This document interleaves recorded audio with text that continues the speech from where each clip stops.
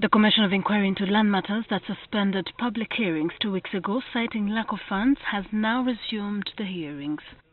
The first issue the Commission handled was a land wrangle pitting Simpson Birungi, the Managing Director of cosmetics and beauty products company Movit Products Limited, and 10 small-scale business owners under the umbrella name of Aldina Twegaise in Jinja district.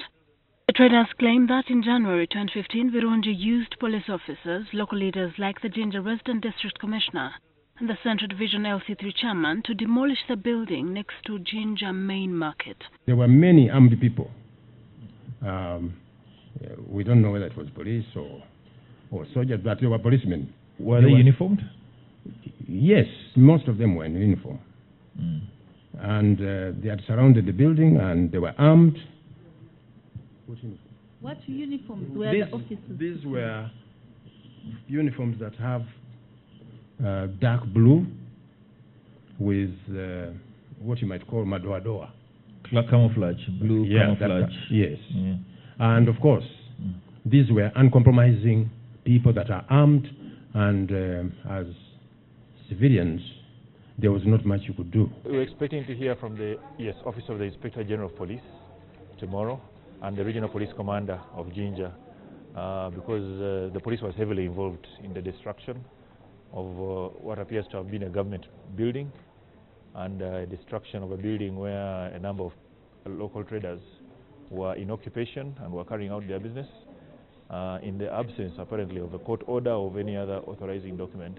So we're very interested in hearing how the police came to be involved in this kind of activity, particularly where a government building was being destroyed and they were facilitating the destruction.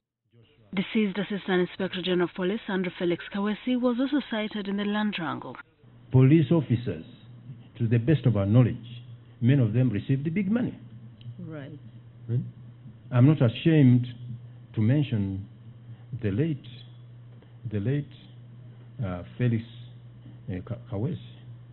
For example, this is what we actually believe. We had a meeting at the Inspector General at the police headquarters, and when the inspector, the IGP, was going away, he wanted to leave that one in the chair. But we all unanimously refused to accept him as chairperson. The traders claim that government, which owned the building, gave it to them as a source of income in 1967, under government policy then to end foreign dominance in business, especially by Asians, to allow the indigenous Ugandans equal opportunity to trade in urban areas. Get justice. Because we don't have the money to oil the machine. But surely this commission should ensure that there is justice.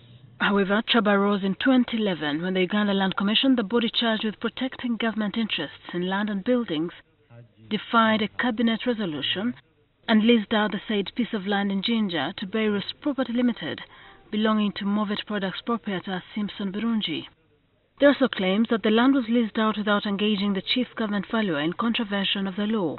It also emerged that despite numerous reports by the Inspectorate of Government, or IGG, implicating Land Commission in the sale, no action has been taken against the officials involved.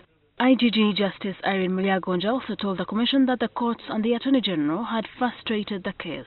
We have to wait for the Attorney General to take action.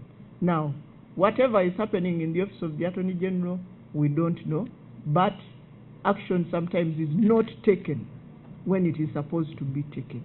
She submitted the Commission findings from the numerous investigations the Inspectorate has conducted in the land dispute. Sheila Nduhukire, NTV.